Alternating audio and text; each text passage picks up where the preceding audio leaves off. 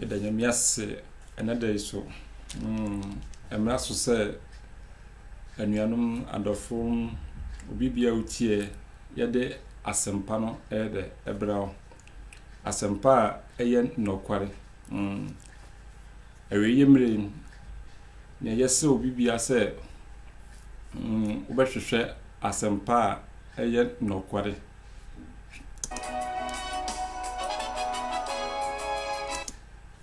enti yarintia fi yawrade Yesu Kristo ho ade ma obibia utie ya chia obibia nim se nyame adomti obibia ho ye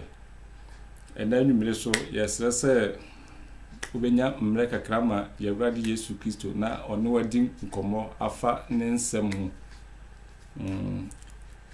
ya chia mu na nyankopon so enhira obibia ohwe bia nyankopon enyere enhira omo wa hoden omie wadwiri mu na nsema Kristo odi abraye oso tia obetim ade abotene abrabo ye chiam nyina enkra so firi France fo nyina nyina de nkra ye de ntia ema obibia mama wa Africa mama wa Europe obibia otie bia ye de entia ye de ha ntia so ema obibia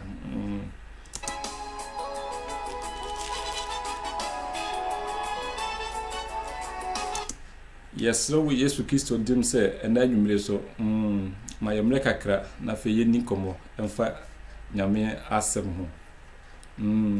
na ye channel dina ye dia man se Christ Message TV enti yesro obibia se paun sabeka message bibia so se obe share ama obibia so na obi ansa kabi because awe yemre ye emra emu ayedene emu ehu enti na yese nokre ensampa no yeka na obibia yere ehu nokre na otimtu anamo a ebema ne awien asiniye enti anwumre yepese ye no di nkomo kakra efa Yesu Kristo ehu na yewo mi se no na yese yebetoa asubo no yenjaye yebetoa so because ensamo wa yese yeka na eduba bia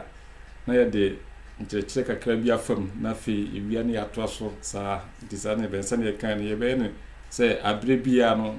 sɛ wote wokwa na wonye bibia ubenya nyame asɛm atie ubenya asɛm a ɛyɛ nokware atie channel edin de Christ Message TV yeso sɛ sandema obibia wonne bia sɛ obeya obia so betie message bi oko YouTube so na sɛ o type Christ Message TV and as a Christ Message TV unsabeka subscribe my eno so ehia ye pa umia be no so wase wa na fe abre bia message ni e de asempa beba bia no obeti bi nti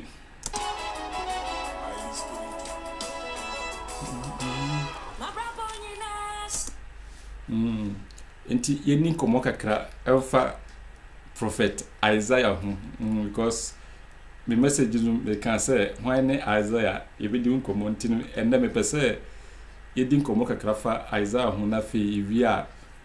da foforo yede asubor ho nsem ebeto aso enti mayamre na fe yense yenkomodi na se why ne Isaiah Prophet Isaiah when Isaiah di na kasa no asechire ben na etie ana se ase echire sen cause na yetete ensem bebre yehu yehwe Kristosunu mu a yewo mpayimfo na se ebinima omo ayi omo ho asio se omo ye prophet ema yewrade enti yenhwe prophet the way esitia that pro ye be call prophet makasa but enade me pese ye di nkomo kakra fa Isaiah ho ye di nkomo fa Isaiah ho se ne me kan se ade bia oti ase nti oti ase a ena be hu se Kristosum no nokra na se enye nokre enti abre bia masema meta campaign se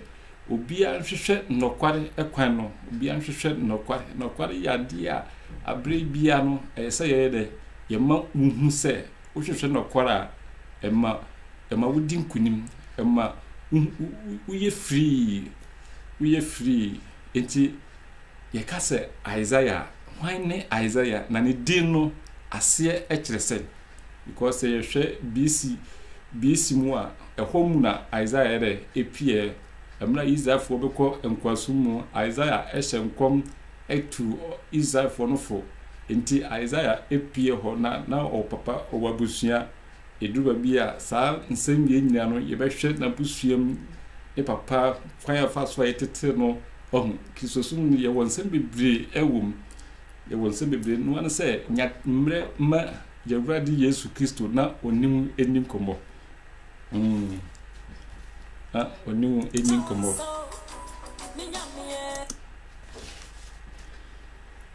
enti ye kase Isaiah ase ekire se Isaiah dina Isaiah no ISAEAH no ekire se God is salvation. God is salvation. And I say, Ubitmaka say, Yahweh is what? Salvation.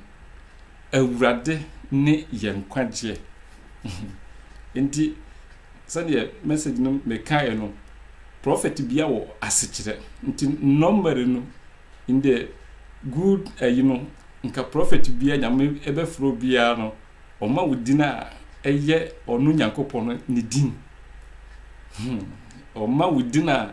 eye nyankopon ne din because nyankopon din bebre edoso enti se oyi obi anase ofro obi a na odi saadi no bakon ye de amani pakoro enti ni pakono oba saadi na edawo so no sa dire no ne nkyirase ehundwuma na eye se wo ye de udima ewrade enti odi ada se odi ni su anase ne character bi bere ebema wo na wa ma wudini enti wo ba ensma wo beka no ese ampala nipa nyina di adanse ada nipa nyina ehu se yes onyame na ayede asoma di adofunu ye de aweye mremi yes wo se hwehwe nkyerechira a edo beko enkwagiem eno na eye ye botae eno na padestam eye ye botae ye pese ye ma nipa nyina ye de enya enkwagye ema won kra ye mpese okra bia be de ebeko oseyim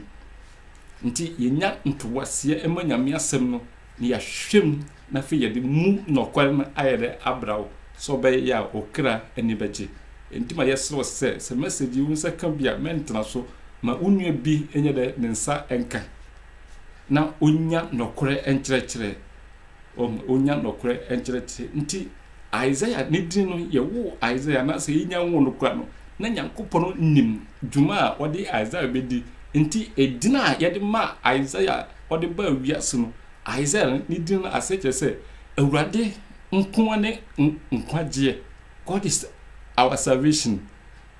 nti ende minim ye hwe prophet for na omuso mu wiase ne ye hwe edina ekita omo ye hwe dini because dini enwuhia nti ye hwe dwan ba tesukura tama boforo koro no otu ni dini ya na eyede ewa asekire ni nyina na se ye kan asuboro na ye duru dwon ho a ye beka ensem bi ama obi adwuma yede ada ho enti ye se Ewrade nyankopon se enanwumre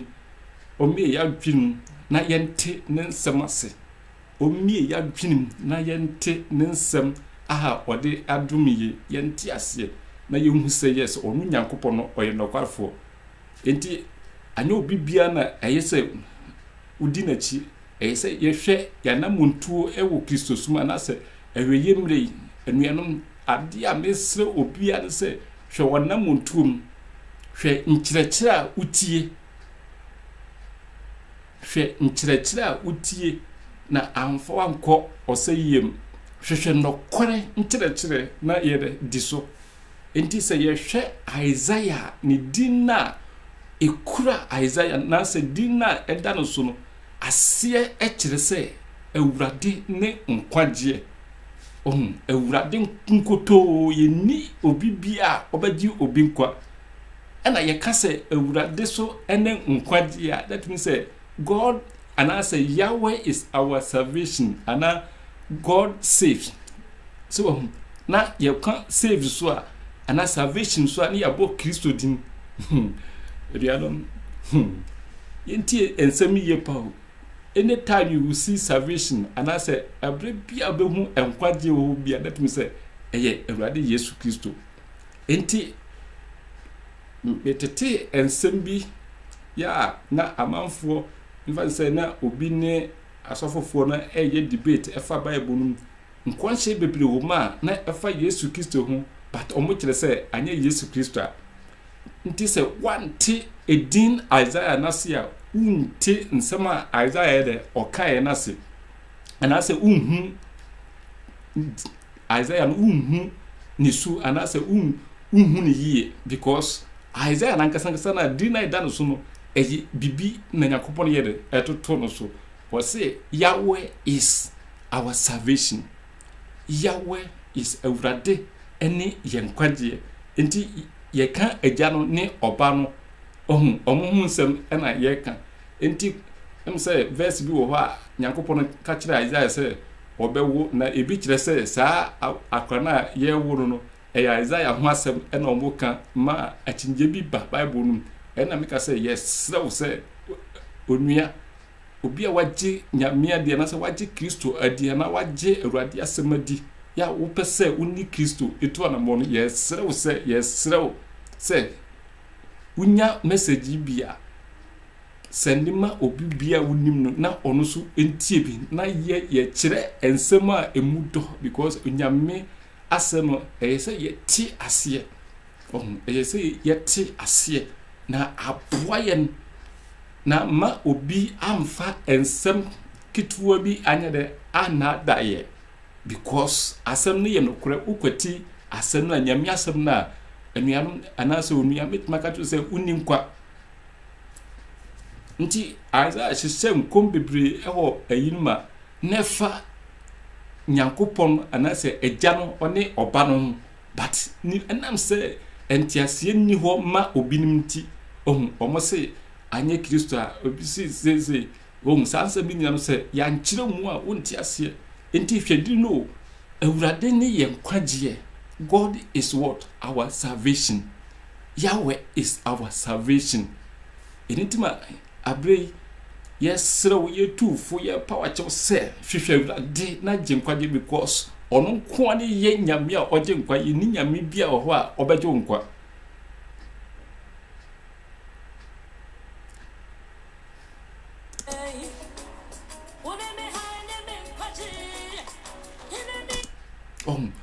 Ewurade ono ne enkwagye ono ne gye nipa nkwa enti ye behwe ensem afri Isaiah humanuma ebe boy ama yate ensem biase enti first ayinu yenhwe Isaiah 1:18 yenhwe Isaiah enti se yehwe Isaiah ne dwumadi a obedi ye na oka bone anim na amawa hu se Nyankopon enko ne de ben enkwagye enti yemfa Isaiah nsema okan yemfa compare ene adifo a omo asori wo wiase mi ni yenhwe se nyame ena esomo enti se wo cheke Isaiah Bible no wo cheke Isaiah book na otwere edeto wo man ya omo fade kan Bible no ho a cheke ensema Isaiah kan de wo a osi tufo de wo a osi kire de wo a osi kan boni anim hwese sofo ana panyina wudi na chin sa asubi na eyede ono so okire enti ye hwe Isaiah book na nsema ewom no bebre efa eye Kristo hunsem nti Kristo kura bae na ye okọ asonda ne woni ye ma book na pe Isaiah no dika bie because eye nkwagye ho asem na Isaiah be de obeka nti se Kristo no so ba enam se ono ne salvation nti na se savior nti ono so nkwagye na oyede odibraye enti ye man book na Isaiah ena obie enti ye wo verses bi wo ma mekotu akire obehu se asuafo na Kristo so de nsempa ne gya omo no omo so nyina kotu ye de efiri Isaiah ye wo Paul no Peter no nyina nsem omo kai no nyina nkyerɛkyerɛ no omo de kyerɛkyerɛ sɛ nipa behu Awurade Nyankopɔn no ni nyina bebre a obo kotu yere efiri Isaiah nwoma no ya ɛyɛ nkɔmhyɛ na enam sɛ nkyase no emu adinti no ene bebre anjimtum pat omo njimtum nti ɛsɛ yenya ntowase na ye kyerɛkyerɛ maako so be ya obi ani yere ebeba no ho so enti Isaiah omra obae no hyase no oka bɔne anim na akyerɛw nsunsuanso a eba no wi a akyerɛw sɛ bra Awurade wo no nko ane bɛgye nkwa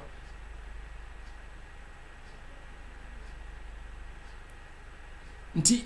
yɛnhwɛ asɔfofoɔ na sɛ titiro prophet fo na ɔmode prophet ato ɔmo ho so no na ɔmode no kra ekita ɔmo no ebe mu wonhu baabi ɔmo firi ɔmode na ɛda ɔmo so no nti me sɛ yɛbɛkɔ Isaiah na yɛwie a Jeremia de to hɔ na ɔmo to prophet bɛ mu tu no yɛbɛka obia ho asɛm no uti message bia fa compare obi a udi na chi na fa hwɛ sɛ oyo nyame na yɛ de ɛsoma no enti yɛhwɛ Isaiah 1:18 asma Isaiah kan or say the Lord says yɛntie you or say the Lord says now let us settle the matter. You are stained red with sin. So nti Isaiah by no oye say enam say ode enkwaje asem ni banti no oma hu say waye bone ana oma Israel for no hu say oma ye bone na bone no ne otim ediche ni Nyankopon no ono honkoto na nkwaje ere ekitara nti o hyase no na obo Israel for bone echi nti asori a obekọ a yemmo obone echi no hwene yie because e say uhu de waye ana de ekoso na mo adwene ye de eba mo so na mo semu besesa na mo asesa nti o say Awurade say the Lord says now let's settle the matter. You are still red with sin, but I will wash you as clean as snow. And we are obi ntimi njo nkwa apart from Kristo obi ntimi njo nkwa se nipa kro ye budo se ye hwana obi a nkwaje ni obi mu ka Yewurade Yesu Kristo enitima aweye bre yese fato channel Christ Message TV na yenu eni komonfa enkwaje ho no kware kwana no yenkyerɛw yemmoa na woso nyankwaje ema okra so ti Israelfo ye bone na fikura omusuro se ombekwa Awurade nkyene ti Isaiah Nyankopɔn ebeyi ni suban baako ede kyerɛ ni character baako ede kyerɛ nipa se o se mommra ne waye bia ntimada bia ye tufu se ni wode ne waye bia no nya nuhu ni enedai sachira wadwene na bra Awurade nkyene obegyew me se ye betena kene yesu na se ya nkyerɛkyerɛw kwantere na onua pe ade foforo ye na yenim se Awurade oye na kwafo nti se utie kene ya yebetwe wudin wo nkwa homunum nti Isaiah bae no ne potae ne se nipa besane is anasa Israelfo ebesane aba Awurade Nyankopɔn ho ombe jai bone ombe jai bone ti Isaiah say you are stained red with sin, but I will wash you as clean as snow, although your stains are deep red. My bone na kwachi nti Kristo bae enam say onani ye salvation ti obae odwamanfo ba no kra no ka je say ma Awurade de wo bone ayre achew men koye bone ni biem sa adwamanfo no ye kan ho sama ono no ne adwama no obon ono woni ba bia ono no osam kura bit maka say osam ntimra ye kwache no because ono no woni ba bia uba no ko uba no ko enti iza for kwache no ono nko no moye de omukwache no na obi ani wo because anye kronoso ahohoho omuba mu asikafo uba one night no uko nti omode oba no nko because be ma no nhunu okọ wawie ono wawie okọ adwamane so Kristo ede ne boni che no so nti Israel no munim se omode na koma Kristo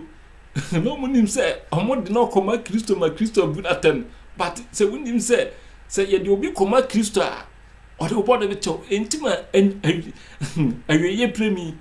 ye de wo koma Kristo no de oboni a cho so ye de ko Kristo ho a ode obono cho na wa chew entima ye Isaiah ba no ntina oka nkwaje ho asem nkwaje me se Kristo emna udru Farisifo ne if Isaiah for ni no ye de Bible no ma na Isaiah no bie o se urade honhom ye de ewo me so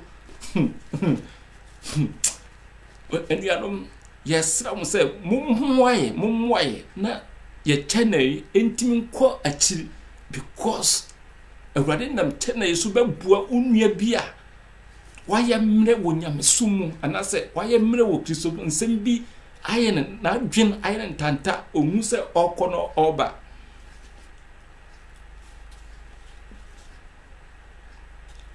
verse no metwa so na mamenka asem bi wo New Testament na mensan na verse no so mamenka asem bi wo New Testament verse no eduba bi a na aba but mamenka asem bi wo ha sei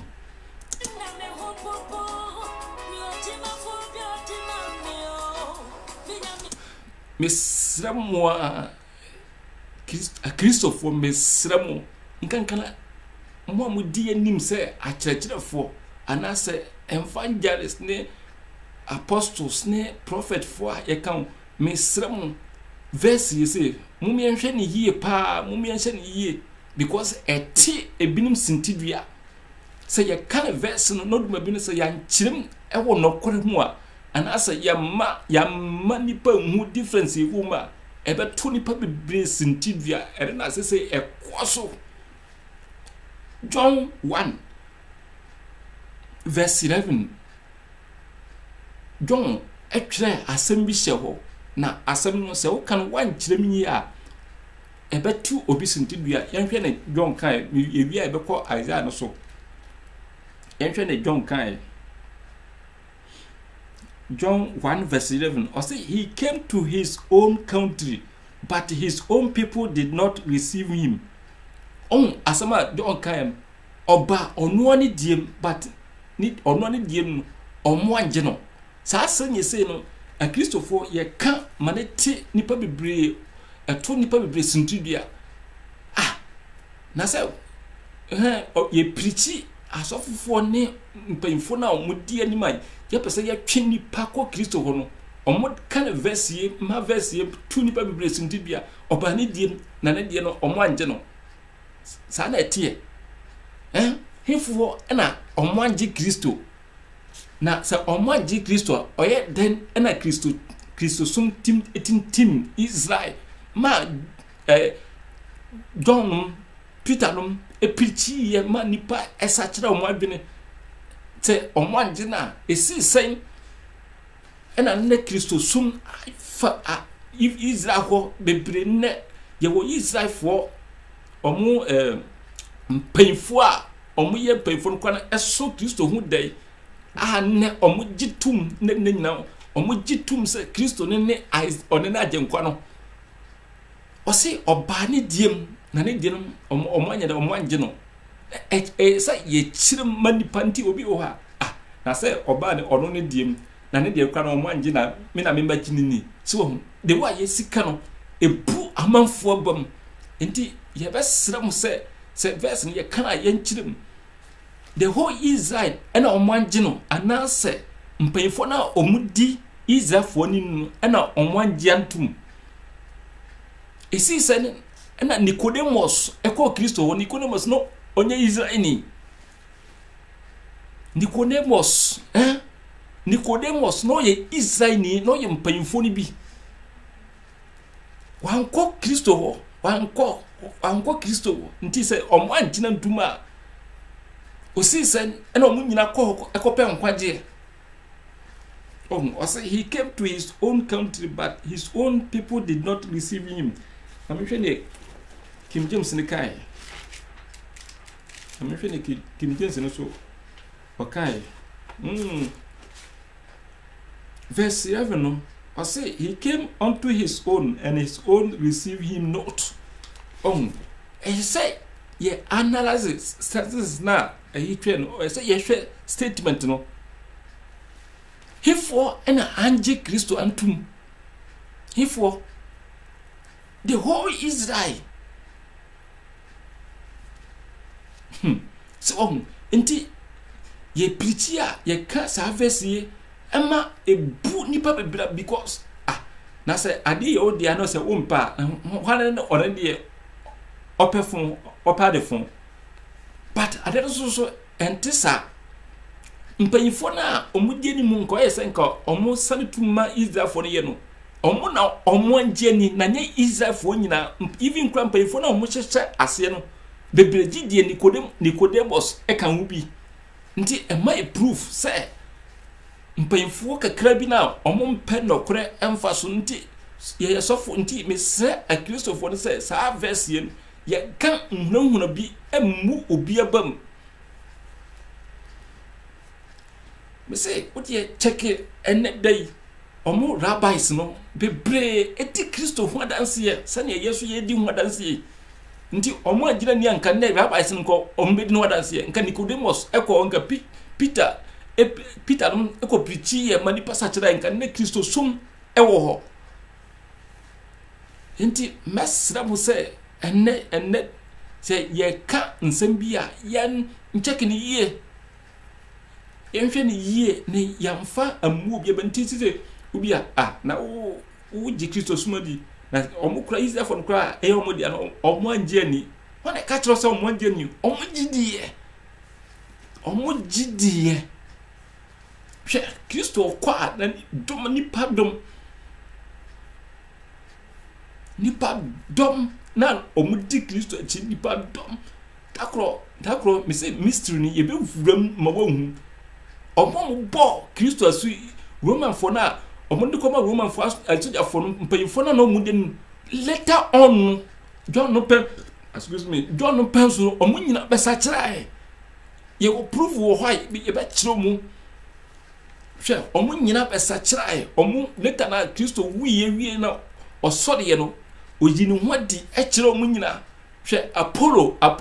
no the Paul kan wasem omo nyina no ye Jewfo omo nyina ba gidi nka omo anjira ntuma nka omo nyina ba no nka Apollo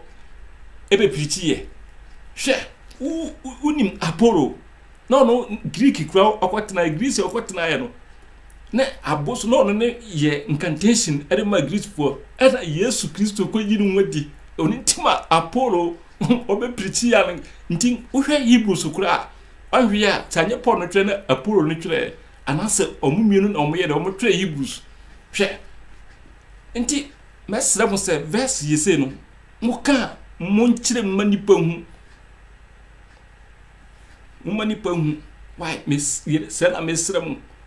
na nka se oba de di na de omo angira ni ntino da bi chirem ni mpanyefo bi ma se nka omo declare say yes adenkwa na ba no omo na no omo ye omo la bi no omo angia tum but anyam payinfo no kwana anyam payinfo no bia o bebre betima ka say e bia 5% and 10% bi no omo angi Kristo ntum enti mesrem hwe yen go back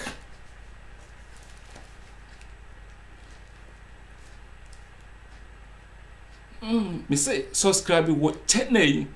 na da bia no ye de nkwaji asem ena bebrawo nkwaji asem ena ye bebrawo